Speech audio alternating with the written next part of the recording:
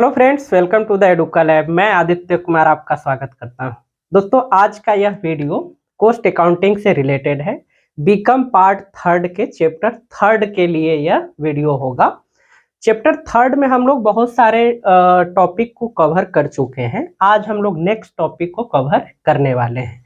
दोस्तों, अगर आप हमारे इस चैनल पर नए हैं तो प्लीज सब्सक्राइब कर लें और बेल आइकन प्रेस करना ना भूलें, ताकि हम आपके लिए नए नए वीडियो लेकर आए तो उसका नोटिफिकेशन आप तक आसानी से पहुंच सके। तो दोस्तों, आइए देखते हैं आज के इस टॉपिक को। दोस्तों, आप सभी से अनुरोध है कि अगर आप इसके प्रीवियस वीडियोस को नहीं देखे हैं तो पहले आप उसे देख लें, ताकि ये कंटिन्यूअस वीडियो है। पिछले वीडियो को आप देख लेंगे तो इसे आप आसानी से समझ सकते हैं। फिर अगर आप पीछे के वीडियो को देख चुके हैं तो मैं आपको गारंटी देता हूं कि इस टॉपिक को बहुत अच्छे से बताने वाला हूं। अगर आप इस वीडियो के अंत तक बने रहे तो आपके कॉस्ट अकाउंटिंग का ये टॉपिक निश्चित रूप से समझ में आ जाएगा। आप बहुत सारे जो है पॉइंट्स को आप अभी ही याद कर लेंगे, रटने की जरूरत नहीं होगी। तो आइए स्टार्ट करते हैं। थोड़ा सा रिकॉल कर देते हैं कि हम लोग क्या पढ़ रहे हैं। सबसे पहले तो आपको बता दूं कि चैप्टर थर्ड में हम लोग जो टॉपिक देखे थे, scope of material control. Scope of material control में बहुत सारे पॉइंट हैं जिसको हम लोग क्रमशः देख रहे हैं। हम लोग पहले खत्म कर चुके हैं पहला जो टेक्निक्स ऑफ मटेरियल कंट्रोल है, इसे हम लोग प्रीवियस वीडियो में एंड कर चुके हैं इस टॉपिक को। और आज का जो टॉपिक है वो है परचेज ऑफ मटेरियल, सामग्री का क्रय। तो इस टॉपिक को हम लोग देखने वाले हैं। इससे रिलेटेड जितने भी पॉइंट्स हैं आज के इस वीडियो में हम लोग कवर करेंगे। बहुत अच्छे से कवर करेंगे, बहुत अच्छे से आप समझेंगे। अंत तक इसे निश्चित रूप से देखें। दोस्तों, ये जो परचेज ऑफ मटेरियल है, मैं आपको थोड़ा सा इसका डिटेल्स बता दूं कि जो भी प्रोडक्शन हाउस होते हैं, जो भी बड़े बड़े फर्म होते हैं जिसका लार्ज स्केल पे वर्क होता है, तो उसमें क्या होता है कि सभी कार्यों के लिए अलग अलग डिपार्टमेंट्स बनाए जाते हैं। जैसे फिनांस के लिए फिनांस डिपार्टमेंट होता है, ह्यूमन रिसोर्सेज के लिए HR डिपार्टमेंट होता है, उसके बाद प्रोडक्शन के लिए प्रोडक्शन डिपार्टमेंट होता है, एडवर्टीजमेंट डिपार्टमेंट होता है, सेल्स डिपार्टमेंट होता है। सारा डिपार्टमेंट अलग अलग बनता है। तो एक महत्वपूर्ण जो चीज है किसी भी प्रोडक्शन हाउस के लिए, रॉ मटेरियल का परचेजिंग या उससे रिलेटेड मटेरियल का परचेजिंग, तो फर्म में इसके लिए भी एक डिपार्टमेंट बनाया जाता है जिसके जिम्मे परचेजिंग से रिलेटेड सारा कुछ होता है। तो आज इस टॉपिक में हम लोग पढ़ेंगे, जो यहाँ नोट डाउन है, इसका आप स्क्रीनशॉट ले सकते हैं। सबसे पहले तो आपको बता दें कि परचेज ऑफ मटेरियल में होता क्या है। तो इसके लिए एक लार्ज स्केल का जो फर्म है, छोटा दुकान का बात नहीं कर रहे हैं, बड़ा जो फर्म है, बड़े बड़े जो फर्म्स होते हैं, प्रोडक्शन हाउस होते हैं, उसके लिए तो उसमें परचेजिंग से रिलेटेड एक डिपार्टमेंट बनाया जाता है जिसे कहा जाता है परचेज डिपार्टमेंट। क्या बोला जाता है? Purchase department. ये क्रय विभाग होता है और इसी के जिम्मे होता है फर्म से रिलेटेड जो परचेजिंग करने के लायक जो मटेरियल है, जो परचेजेबल मटेरियल है, उसका निरंतर आपूर्ति किसके जिम्मे होता है? ये परचेज डिपार्टमेंट के जिम्मे होता है। तो ये किसी भी फर्म के लिए काफी इंपॉर्टेंट डिपार्टमेंट होता है। जैसे मान लीजिए प्रोडक्शन हाउस है और वहाँ बहुत सारे वर्कर्स हैं, बहुत सारे मशीनरी लगे हुए हैं, निरंतर प्रोडक्ट रेडी करना है और रॉ मटेरियल कम जाए। तो ये होता कब है? जब एक ही व्यक्ति या एक ही मैनेजमेंट के जिम्मे बहुत सारा काम रहे तो निश्चित रूप से मिस्टेक की संभावना होती है। तो जो बड़े बड़े फर्म होते हैं वो अलग से डिपार्टमेंट बना देते हैं। अब इनको फिनांस नहीं देखना है, अब इनको HR नहीं देखना है, अब इनको एडवर्टीजमेंट नहीं देखना है, सेल्स नहीं देखना है। इनको सिर्फ देखना है क्या? ये कि इस फर्म में क्या परचेज करना है, उसका क्वांटिटी हमारे पास कितना है, कितने मात्रा में हमको चाहिए, है ना, वो मटेरियल कितने मात्रा में चाहिए, कहाँ से हम इसको इजीली अवेलेबल कर सकते हैं, इकोनॉमिकल रेट पे कहाँ से अवेलेबल कर सकते हैं। ये सारा चीज जो होता है परचेज डिपार्टमेंट के जिम्मे होता है। तो इसका हम लोग डिटेल्स में पढ़ेंगे। उसके बाद इसमें हम लोग पढ़ेंगे परचेज मैनेजर और सप्लाई मैनेजर। ये जो होता है ये head of the purchase department, ये क्या होगा, परचेज डिपार्टमेंट का हेड होगा। इसका जो है रिक्रूटमेंट इसी डिपार्टमेंट के लिए किया जाता है और इसी व्यक्ति के जिम्मे होता है परचेज डिपार्टमेंट को सफलतापूर्वक संचालित करना। तो ये आप समझ गए। इसमें एक रोल इनका भी होगा स्टोर कीपर का। जैसे परचेज डिपार्टमेंट के द्वारा जो भी मटेरियल परचेज किया जाता है उसे किसी न किसी जगह पे अर्थात किसी न किसी गोडाउन में शिफ्ट किया जाता है, वहां सुरक्षित रखा जाता है। और वो किसके जिम्मे होता है, तो वो होता है स्टोर कीपर के जिम्मे। अब स्टोर कीपर का रोल क्या होगा, थोड़ा सा यहाँ हम समझ लेते हैं कि जहां भी परचेज करके मटेरियल रखा जाता है तो गोडाउन में कितना इन किया, ये इसका रिकॉर्ड किसको रखना है, स्टॉक कीपर को रखना है। साथ ही साथ वहां से आउट कितना हुआ, इसका भी रिकॉर्ड किसे रखना है, स्टोर कीपर के पास होना चाहिए। तो स्टोर कीपर के जिम्मे होता है मटेरियल का सुरक्षा, है ना, उसे सुरक्षित रखना, साथ ही साथ उसका रिकॉर्ड। ठीक है, तो ये स्टोर कीपर के जिम्मे होता है। इसका थोड़ा सा आगे भी रोल है जिसे हम लोग समझेंगे। अब यहाँ आपको दिख रहा है ऑब्जेक्टिव या ऑब्जेक्टिव्स, जो आप समझ लीजिए। तो ये किसका ऑब्जेक्टिव है, मैं ये आपको क्लियर कर दूं तो ये है परचेज डिपार्टमेंट का ऑब्जेक्टिव। किसका ऑब्जेक्टिव है, परचेज डिपार्टमेंट का ऑब्जेक्टिव है। इसे ऐसे भी हम लिख सकते हैं objectives of purchase department. Purchase department का क्या ऑब्जेक्टिव है, इस पॉइंट पे हम आपको क्लियर करेंगे कि परचेज डिपार्टमेंट आखिर क्यों बनाया जाता है, इसकी आवश्यकता क्या है ना, इसका क्या काम है, ये सारे चीज को हम लोग यहाँ देखेंगे। तो इसमें कुछ पॉइंट्स हैं, आप इसे समझ सकते हैं। पहला पॉइंट जो है कंटिन्यूअस अवेलेबिलिटी ऑफ मटेरियल। सबसे पहला काम है कि फर्म में जो प्रोडक्शन हो रहा है या फर्म जिस मटेरियल में वर्केबल है वो मटेरियल निरंतर क्या होना चाहिए, अवेलेबल होना चाहिए। और ये किसके जिम्मे होता है, परचेज डिपार्टमेंट के जिम्मे होता है। ठीक है, तो परचेज डिपार्टमेंट का काम है continuous availability of material. Material का निरंतर जो आपूर्ति होता है वो परचेज डिपार्टमेंट का काम होता है। तो ये इंपॉर्टेंट इसका जो है फंक्शन है, इंपॉर्टेंट वर्क है। सेकेंड पॉइंट होगा इसका, यहाँ देख सकते हैं to make purchase at economical price. जैसे कि इस डिपार्टमेंट को परचेज करना है और इसके लिए जो मैनेजमेंट है, शीर्ष लेवल का जो मैनेजमेंट है वो एक परचेज मैनेजर को हायर करते हैं। तो अब इसका ये जो जिम्मेदारी है कि वो जो भी परचेज करे वो इकोनॉमिकल प्राइस पे करे। ऐसा नहीं है कि वो महंगा से महंगा मटेरियल परचेज कर ले, तब क्या होगा, तब तो फर्म को लॉस हो जाएगा। तो ये सेकेंड एंड इम्पोर्टेंट ऑब्जेक्टिव है परचेज डिपार्टमेंट का, या आप यूं कह सकते हैं परचेज मैनेजर की ये जिम्मेदारी है कि वो जो भी परचेज कर रहा है वो इकोनॉमिकल प्राइस पे हो, कम से कम प्राइस पे हो, और उसका जो मटेरियल है वो क्या होना चाहिए, बहुत अच्छा होना चाहिए। तो ये कम से कम प्राइस पे कैसे बाई करेगा, कैसे परचेज करेगा, ये भी हम आगे जब परचेजिंग का प्रोसेस समझेंगे तब इसे हम लोग समझ पाएंगे कि आखिर कैसे इकोनॉमिकल प्राइस पे परचेज किया जा सकता है। इसका आप अपने जीवन में भी अप्लाई करके सस्ते में सामान खरीद सकते हैं। चलिए तो आगे बढ़ते हैं। थर्ड देख लीजिए, टू परचेज प्रॉपर क्वालिटी। ठीक है, टू परचेज प्रॉपर क्वालिटी। अब हमने आपको पहले ही बताया कि इकोनॉमिकल प्राइस पे परचेज हो लेकिन वो मटेरियल कैसा हो, बहुत अच्छा हो। तो ये थर्ड में स्पष्ट कर दिया गया है, प्रॉपर क्वालिटी का जो है मटेरियल परचेज करना पड़ेगा। ठीक है, कोई भी कुछ भी सस्ता में अगर मिल रहा है तो कुछ भी उठाकर हम नहीं ला सकते हैं। तो ये ध्यान रखना है कि जो परचेज डिपार्टमेंट के द्वारा जो मटेरियल परचेज किया जा रहा है वो प्रॉपर क्वालिटी में परचेज किया जाना चाहिए, अच्छे क्वालिटी में परचेज किया जाना चाहिए, नहीं तो फर्म को क्या होगा, हानि हो जाएगा। तो ये है, आगे देख लीजिए, to develop good supplier relationship. जो सप्लाई करने वाले जो फर्म्स हैं, जो लोग हैं, उनसे क्या होना चाहिए, एक अच्छा रिलेशनशिप डेवलप करना जो है वो किसका काम है, परचेज डिपार्टमेंट का काम है।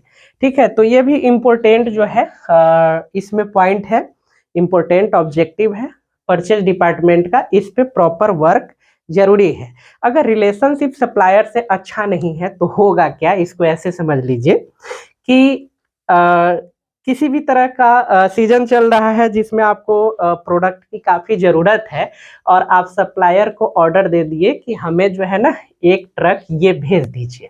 ठीक है, जैसे अब मान लीजिए कि गर्मी का मौसम है और आप दुकानदार हैं, है ना, आपको स्प्राइट मंगवाना है या इस तरह से कोल्ड ड्रिंक्स मंगवाना है और आप सप्लायर को ऑर्डर दे दिए और सप्लायर आपको जो है ऑर्डर पूरा करने में 2-4 दिन डिले कर दे, तो निश्चित रूप से आपको क्या हो जाएगा, नुकसान हो जाएगा। क्योंकि 2-4 दिन में जो सेल करके आप अर्निंग कर पाते, वो सप्लायर से अच्छा रिलेशनशिप नहीं रहने के कारण वो डिले हो गया आपका कंसाइनमेंट डिलीवर होने में, जिसके कारण आपको क्या हुआ, हानि उठाना पड़ा। तो ये परचेज डिपार्टमेंट को एक अच्छा रिलेशनशिप बनाकर रखना पड़ेगा सप्लायर से, ताकि निरंतर जो है आपूर्ति हो सके। नेक्स्ट जो होगा वो होगा, नेक्स्ट देख लीजिए, to develop alternate sources of supply. ये जो परचेज डिपार्टमेंट है, जहां से भी मटेरियल परचेज करता है, कभी कभी ऐसा होता है कि जो हमारा मेन सप्लायर है वो मटेरियल प्रोवाइड करने में सक्षम नहीं होता है। तो उस परिस्थिति में क्या होगा, अगर ये अल्टरनेट सोर्सेज का व्यवस्था अगर परचेज डिपार्टमेंट के द्वारा नहीं किया गया रहा होगा, तो उस समय क्या होगा कि उसे जो है ना मटेरियल समय पे अवेलेबल नहीं हो पाएगा, जिससे फर्म को क्या होगा, घाटा हो जाएगा। घाटा कैसे होगा, तो बहुत सारे मशीनरीज है, लेबर है, बहुत सारा चैनल है, लेकिन मटेरियल के अभाव में अगर वो प्रोडक्शन हाउस है तो फिर प्रोडक्शन रुक जाएगा, या वो सेल्स काउंटर है या सेल्स बिजनेस है, तो जिस मटेरियल में वो डील करता है फिर उसको 2-4 दिन डिले होता है मटेरियल अवेलेबल नहीं रहने की स्थिति में, तो फिर क्या हो जाएगा, लॉस होगा। तो इसलिए परचेज डिपार्टमेंट का एक महत्वपूर्ण काम ये भी है कि वो अल्टरनेट सोर्सेज ऑफ सप्लाई का व्यवस्था करके रखे कि जो मेन सप्लायर अगर सप्लाई देने में सक्षम नहीं हो तो अल्टरनेट सोर्सेज का उपयोग किया जा सके। तो ये ऑब्जेक्टिव हम लोग देखे हैं। उसके बाद हम लोग देखेंगे नेक्स्ट पॉइंट जो है, essential qualities of a purchase manager. Purchase manager का जो मुख्य क्वालिटीज है या जो गुण है वो क्या होता है, या यूं कहें कि परचेज मैनेजर में कौन कौन से गुण होना चाहिए, तो ये हम लोग देखेंगे। ठीक है, जो आप यहाँ देखे हैं और हमने आपको बताया कि परचेज डिपार्टमेंट का हेड ऑफ द ऑफिसर कौन होता है, परचेज मैनेजर होता है। तो परचेज मैनेजर तो किसी को भी नहीं रखा जा सकता है। अगर किसी को भी परचेज मैनेजर बना दिया जाए तो फर्म निश्चित रूप से लॉस में जाएगा। वो ये जो परचेज डिपार्टमेंट है ये फुल्ली फंक्शनल नहीं हो पाएगा। तो परचेज मैनेजर में कुछ कुछ जो है ना इम्पोर्टेंट जो क्वालिटीज है वो होना बहुत जरूरी है। तो आपको ये भी समझना है कि कैसे व्यक्ति को परचेज मैनेजर बनाना चाहिए या परचेज मैनेजर में कौन कौन से गुण होना चाहिए। तो बहुत सारे पॉइंट को शॉर्ट में हम आपको दिए हैं और 5 पॉइंट में इसको हम आपको समझा रहे हैं। सबसे पहला होना चाहिए रिस्पॉन्सिबल पर्सन। अगर परचेज मैनेजर रिस्पॉन्सिबल नहीं होगा अपने वर्क के लिए या फर्म के लिए, तो क्या होगा कि ये समय पे मटेरियल को अवेलेबल करने में सक्षम नहीं होगा, तो फिर फर्म को क्या होगा, लॉस होगा। तो इसे क्या होना चाहिए, ये रिस्पॉन्सिबल पर्सन होना चाहिए। जो भी बात कहा जाए उसको ससमय पूरा करना ये परचेज मैनेजर का दायित्व है। ये हमेशा जो है इसे एक्टिव रहना पड़ेगा और स्टोर कीपर से जो भी रिपोर्ट वगैरह है ये इसे पता होना चाहिए कि हमारे गोडाउन में कौन से मटेरियल कितने संख्या में अवेलेबल है, कितने की जरूरत है, स्टोर में कितना रहना चाहिए। तो ये सारा चीज जो है परचेज मैनेजर को देखना होता है। तो ये रिस्पॉन्सिबल व्यक्ति होना चाहिए। अगर रिस्पॉन्सिबल व्यक्ति नहीं होगा तो फिर ये अपने वर्क को फुल्ली फंक्शनल नहीं कर पाएगा, जिससे फर्म को क्या होगा, लॉस होगा। नेक्स्ट जो है good knowledge of sale of goods act. इसे समझ लीजिए, good knowledge of sale of goods act. जो सेल ऑफ गुड्स एक्ट होता है इसका नॉलेज परचेज मैनेजर के पास होना चाहिए। क्योंकि परचेज मैनेजर का काम क्या है, वो काम है गुड्स का परचेज करना, तो इसे सेल ऑफ गुड्स एक्ट का भी नॉलेज होना चाहिए, तभी वो प्रॉपर जो है परचेजिंग कर पाएगा, या इस दौरान कोई भी कठिनाई होता है तो वो इस एक्ट के अगर नॉलेजेबल होंगे तो बहुत आसानी से किसी भी प्रॉब्लम को फेस कर सकते हैं, उसको डील कर सकते हैं। तो ये सेकेंड जो है क्वालिटीज है जो एक परचेज मैनेजर में होना चाहिए। आगे हम लोग देखते हैं ऑर्गेनाइजिंग एबिलिटीज, ये इंपॉर्टेंट है। जैसे अब परचेज मैनेजर के हाथ में या परचेज मैनेजर के अधिकार में एक बहुत बड़ा डिपार्टमेंट होता है, वो होता है परचेज डिपार्टमेंट। तो इस व्यक्ति में ऑर्गेनाइजिंग एबिलिटी होना चाहिए, क्योंकि इसके अंडर में बहुत सारे वर्कर होंगे, जैसे आपको स्टोर कीपर बताएं, या और भी लोग होंगे, या सामने वाले से कैसे डील करना है, मतलब एक ऑर्गेनाइजेशन के रूप में सभी लोगों से सामंजस्य कैसे बैठाया जाए, ये एक परचेज मैनेजर में होना चाहिए। ये एबिलिटी नहीं होगा, ये गुण नहीं होगा ऑर्गेनाइजिंग का, तो ये फिर इस वर्क के लिए तो उपयुक्त नहीं है। तो ये समझ गए आप कि एक जो परचेज मैनेजर होता है उसमें ऑर्गेनाइजिंग एबिलिटी होना चाहिए कि वो लोगों को ऑर्गेनाइज कर पाए, उसको सामूहिक रूप से एक साथ जो है जोड़ कर और अपना वर्क पूरा करा पाए, ये एबिलिटी होना चाहिए। दूसरे शब्दों में हम ऐसे कह सकते हैं कि एक परचेज मैनेजर में लीडरशिप का गुण होना चाहिए, नेतृत्व क्षमता होना चाहिए। अगर वो होगा तो वो परचेज डिपार्टमेंट को बहुत स्मूथली रन कर पाएगा। अगर ये नहीं होगा तो फिर ये अपने जो इनके कलीग्स होंगे या इनके अधीन कार्य करने वाले लोग होंगे, उनके बीच ये बहुत अच्छे जो है सामंजस्य बैठाने में सक्षम नहीं हो पाएंगे। हालांकि ये हर व्यक्ति में होना चाहिए, एक स्टूडेंट में भी होना चाहिए, एक सामान्य लोगों में होना चाहिए, सभी में ये गुण होना चाहिए कि वो बहुत सारे लोगों को ऑर्गेनाइज कर पाए, तभी आप कुछ भी कर सकते हैं। चलिए आगे बढ़ते हैं। नेक्स्ट देख लीजिए, नॉलेज ऑफ इकोनॉमिक प्रिंसिपल। जो परचेज मैनेजर है उनमें इकोनॉमिक प्रिंसिपल का नॉलेज होना चाहिए, क्योंकि ये सारा क्रिया जो है वो किससे जुड़ा हुआ है, इकोनॉमिक से जुड़ा हुआ है। अगर इकोनॉमिक प्रिंसिपल का नॉलेज एक परचेज मैनेजर को नहीं होगा तो निश्चित रूप से वो इकोनॉमिकल प्राइस पे वर्क नहीं कर पाएंगे या उनको इकोनॉमिकल सिस्टम समझ में नहीं आएगा। तो एक परचेज मैनेजर के पास इकोनॉमिक प्रिंसिपल का भी नॉलेज होना चाहिए। नेक्स्ट है knowledge of the policy of the firm. जो भी परचेज मैनेजर है उनको ये अच्छी तरह से पता होना चाहिए कि वो जिस फर्म के लिए परचेज डिपार्टमेंट को रन कर रहे हैं उसका जो है पॉलिसी क्या है, ये समझ जाइए। ये हर वर्कर को पता होना चाहिए जिस फर्म में वो क्या कर रहा हो, वर्क कर रहा हो। तो ये 5 पॉइंट में, हालांकि ये बहुत सारा है, लेकिन हम आपको जो इसका इम्पोर्टेंट है सभी को समाहित करके 5 पॉइंट में आपको समझाने का प्रयास किया है। निश्चित रूप से आपको समझ में आया होगा। इतना समझ जाते हैं तो अब जो लास्ट और इम्पोर्टेंट जो पॉइंट आता है वो परचेज प्रोसीड्योर। ये जो क्रय का प्रक्रिया है वो क्या है, ये सभी किस लिए है? ये सभी सिर्फ इसलिए है कि वो मटेरियल को बहुत अच्छे से परचेज कर पाए, फर्म के पॉलिसी के अकॉर्डिंग परचेज कर पाए। तो इसके प्रक्रिया को समझना बहुत जरूरी है कि ये सारे डिपार्टमेंट क्यों बनाए गए, ये परचेज मैनेजर क्यों होना चाहिए, स्टोर कीपर क्यों होना चाहिए।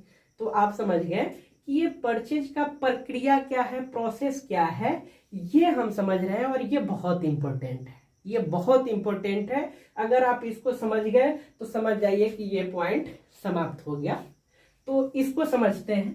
इसमें हमने 10 पॉइंट जोड़ा है, हो सकता है आपके बुक में थोड़ा कम हो, तो आप इसे समझ ले। ये फुल प्रोसेस है परचेजिंग का। तो इसको देख लीजिए। सबसे पहला जो है वो है परचेज रिक्विजिशन। परचेज रिक्विजिशन क्या होता है इसे समझ लीजिए।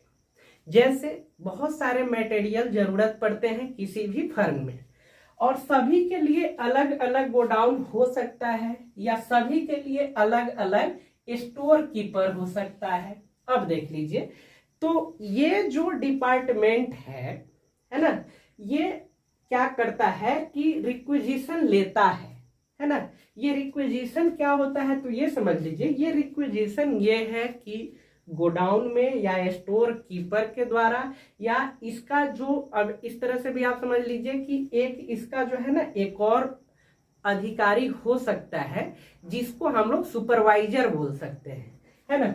तो ये जो डिपार्टमेंट है या परचेज जो मैनेजर है वो रिक्विजिशन प्राप्त करता है ना, दूसरे डिपार्टमेंट से जिसको मटेरियल की जरूरत होती है। ठीक है, तो मटेरियल की जिसे भी जरूरत होती है वो रिक्विजिशन जो है परचेज डिपार्टमेंट को भेजती है कि हमें इतना मटेरियल चाहिए। अब आपको बता दें कि ये रिक्विजिशन बनाया किसके द्वारा जाता है, तो ये समझ लीजिए, ये रिक्विजिशन स्टोर कीपर के द्वारा बनाया जाता है। किसके द्वारा बनाया जाता है, स्टोर कीपर के द्वारा बनाया जाता है, या यहाँ जो है एक और अधिकारी हो सकते हैं, ऑफिसर हो सकते हैं, जो सुपरवाइजर हो सकते हैं। तो ये इनके द्वारा बनाया जाता है और ये 3 प्रति में बनाया जाता है। अगर आपसे ऑब्जेक्टिव में पूछा जाए कि कितने प्रति में जो है ये रिक्विजिशन बनता है, तो ये 3 प्रति में बनता है ना। एक जो प्रति है वो आ जाता है डिपार्टमेंट के पास, एक जो है वो हेड ऑफ द मैनेजमेंट के पास जाता है, और एक यहाँ जो है या इसके पास रहता है स्टॉक कीपर के पास, या जो सुपरवाइजर होते हैं उनके पास रहते हैं। तो ये 3 प्रति में रिक्विजिशन बनता है। तो आप समझ गए परचेज रिक्विजिशन क्या हो गया। तो परचेज रिक्विजिशन एक ऐसा रिपोर्ट या एक ऐसा प्रपत्र हो गया जो परचेज डिपार्टमेंट प्राप्त करता है रिलेटेड या कंसर्न डिपार्टमेंट से कि कितना मटेरियल परचेज करना है। समझ गए, कितना मटेरियल परचेज करना है, तो ये रिक्विजिशन हो गया। जैसे बहुत सारे आप अगर समझेंगे इसको इस तरह से समझ लीजिए कि एक सरकारी ऑफिस है ना, और इसका एक जो है अलग से क्या होता है डिपार्टमेंट होता है, जो फिनेंशियल डिपार्टमेंट बोल लीजिए या परचेज डिपार्टमेंट बोल लीजिए। तो बहुत सारे डिपार्टमेंट को जिस जिस चीज की जरूरत होती है वो एक प्रपत्र या एक पत्र जो है बनाकर लेटर भेजती है ना, परचेज डिपार्टमेंट के पास कि हमें मार्कर 5 पीस चाहिए, उसके बाद ये चीज 10 पीस चाहिए, कैंची 2 पीस चाहिए। इस तरह से जो भी होता है वो एक रिक्विजिशन भेजती है, और उसी रिक्विजिशन के आधार पे परचेज डिपार्टमेंट आगे का प्रक्रिया शुरू करता है। तो ये आप समझ गए। तो ये रिक्विजिशन क्या है, समझ गए। अब जब रिक्विजिशन आ जाता है तब क्या होता है, तो to find out resources of supply, तब क्या किया जाता है कि सप्लाई का जो रिसोर्सेज है उसे फाइंड आउट किया जाता है, ढूंढा जाता है, या जो भी सप्लायर हो सकते हैं संभावित उससे संपर्क स्थापित किया जाता है। तो ये प्रक्रिया होगा। उसके बाद क्या होता है, इसको देख लीजिए, इन्विटेशन ऑफ टेंडर। अब जैसे मान लीजिए हम संपर्क कर लिए तो सीधे परचेज नहीं कर पाएंगे। जैसे इधर आप एक जो देखे हैं इकोनॉमिकल प्राइस, ये हमने आपको बोला था कि आपको समझाएंगे, तो इसे देख लीजिए, इससे ये रिलेटेड है, इससे ये है रिलेटेड। तो जब रिसोर्सेज का पता लगा लिया जाएगा तो टेंडर के लिए जो है ना उन्हें आमंत्रित किया जाएगा। जैसे अब पता लगने के बाद सीधे हम खरीद नहीं लेंगे, हो सकता है कि उससे अच्छा मटेरियल दूसरा सप्लायर सस्ते में अवेलेबल करवाए, तो इससे डायरेक्ट खरीदना सही नहीं है। ठीक है, तो हम लोग क्या करते हैं, या मतलब जो परचेज डिपार्टमेंट है वो क्या करती है कि टेंडर इनवाइट करती है ना, जो सप्लायर होते हैं वो कोटेशन यहाँ लाकर इस टेंडर में या इस डिपार्टमेंट के पास सबमिट करते हैं कि हम ये मटेरियल इतने दाम पे दे देंगे। तो इस तरह से बहुत सारे सप्लायर जो है टेंडर सबमिट करते हैं, कोटेशन सबमिट करते हैं। जब टेंडर का प्रक्रिया खत्म होता है तब देख लीजिए, ये प्रिपरेशन है, शॉर्ट में हमने लिख दिया है, प्रिपरेशन ऑफ कंपैरेटिव स्टेटमेंट। जो भी टेंडर आता है, जो भी सप्लायर कोटेशन देते हैं इस परचेज डिपार्टमेंट के पास, तो उस सब का एक कॉम्परेटिव स्टेटमेंट बनाया जाता है। कॉम्परेटिव मतलब तुलनात्मक, ठीक है, कि कौन से सप्लायर मटेरियल को कितने दाम पे दे रहा है और उसका मटेरियल कैसा है। इसका हम आपको फॉर्मेट भी दिखाएंगे, ठीक है, कि ये कैसे बनता है, कंसाइनमेंट किस प्रपत्र में आना चाहिए, है ना, ये सारा फॉर्मेट हम लोग देखेंगे। पहले इसको समझ लीजिए। तो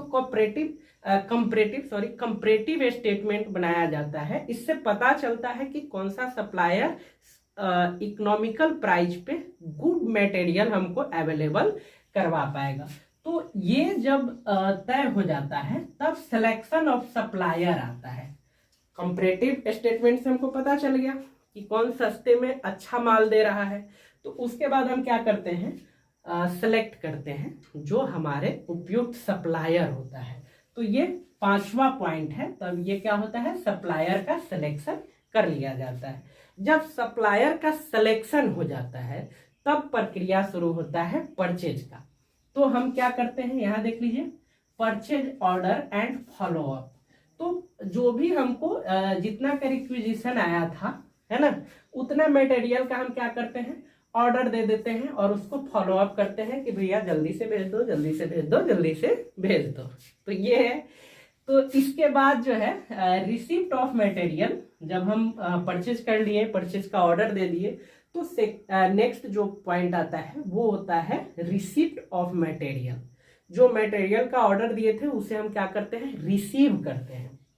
रिसीव करने के बाद सीधे उसको गोडाउन में नहीं डालेंगे, ठीक है। उसके बाद क्या होता है, inspection and testing of material. जो भी मटेरियल हम परचेज किए हैं, जो रिसीव किए हैं, तो उसका इंस्पेक्शन करते हैं, जांच करते हैं कि हम जो ऑर्डर दिए थे उसके आधार पे हमको मटेरियल मिला है या नहीं मिला है। तो इसके लिए जो है ना, ये इंस्पेक्शन जो है चार्ट भी बनता है। हम लोग मिलान करते हैं कि जो मटेरियल आया है वो हमारे ऑर्डर से मिल रहा है या नहीं मिल रहा है। तो ये इंस्पेक्शन हो गया। और टेस्ट भी किया जाता है कि कौन सा मटेरियल सही है, कौन सा मटेरियल सही नहीं है। इसके बाद का स्टेप क्या होता है, इसके बाद का स्टेप होता है रिटर्न ऑफ रिजेक्टेड मटेरियल। जब टेस्टिंग करने के क्रम में कुछ ऐसे मटेरियल मिलेंगे जो फर्म के उपयुक्त नहीं होंगे, तो वो रिजेक्ट कर दिया जाता है और उसे क्या कर दिया जाता है, रिटर्न कर दिया जाता है। इस बात को समझ गए। उसके बाद जब रिटर्न कर दिए तो हमारे पास एक और काम बचता है, मतलब परचेज डिपार्टमेंट के पास एक और काम बचता है, और वो ये पासिंग इनवाइसेस फॉर पेमेंट। जब परचेज हो गया, हमने मटेरियल रिसीव कर लिए, इंस्पेक्शन कर लिया और जो रिजेक्टेड मटेरियल है उसे वापस कर दिया, तब हम क्या करते हैं, पेमेंट कर देते हैं। अब ऐसा भी हो सकता है कि ऑर्डर के समय ही कुछ पेमेंट हमें करना पड़े। तो ये परचेज डिपार्टमेंट और सप्लायर के ऊपर डिपेंड करता है कि पेमेंट पहले होगा, बाद में होगा या पार्टली पेमेंट होगा। ये इसका कोई नियम नहीं है, ठीक है। तो हम लोग ये इम्पोर्टेंट पॉइंट देख लिए। इस टॉपिक में परचेज ऑफ मटेरियल में एक और वीडियो हम देंगे जिससे ये कवर हो जाएगा। और वो क्या देंगे, तो रिक्विजिशन किस फॉर्म में आना चाहिए, इसका फॉर्मेट क्या होना चाहिए, है ना। उसके बाद हम लोग ऑर्डर किस फॉर्मेट में देंगे। उसके बाद इंस्पेक्शन एंड टेस्टिंग के बाद जो हम एक समरी तैयार करेंगे उसके लिए क्या फॉर्मेट होना चाहिए, रिजेक्शन के लिए क्या फॉर्मेट होना चाहिए। तो ये सब फॉर्मेट का एक और वीडियो होगा। फिर ये बी जो है पॉइंट ये खत्म हो जाएगा, ठीक है। तो ये कंटिन्यू आपको वीडियो मिलते रहेगा। तो आज के इस क्लास को यहीं समाप्त करते हैं। ये वीडियो आपको कैसा लगा कमेंट करके बताएं। कुछ पूछना चाहते हो तो एकदम बेझिझक पूछ सकते हैं, क्योंकि ये आपका अपना चैनल है और हम कोशिश कर रहे हैं कि आपके तैयारी में हम थोड़ा बहुत योगदान दे पाए या आपको सहयोग कर पाए। तो फिर इसे खत्म करते हैं। और एक और अनुरोध है आपसे कि अगर आप अभी तक हमारे इस चैनल को सब्सक्राइब नहीं किए हैं तो प्लीज सब्सक्राइब कर लें और अपने दोस्तों में भी शेयर करें ताकि वो भी लाभान्वित हो सके। और अपनी प्रतिक्रिया निश्चित रूप से कमेंट में दे कि ये वीडियो आपको कैसा लगा, या आपके तैयारी में कितना हेल्पफुल हो रहा है, या और भी कुछ बेहतर हम कर पाए इसके लिए कोई सुझाव है तो आप निश्चित रूप से दे सकते हैं। तो फिर मिलते हैं हम अपने नेक्स्ट वीडियो में, तब तक के लिए बहुत बहुत धन्यवाद, नमस्कार।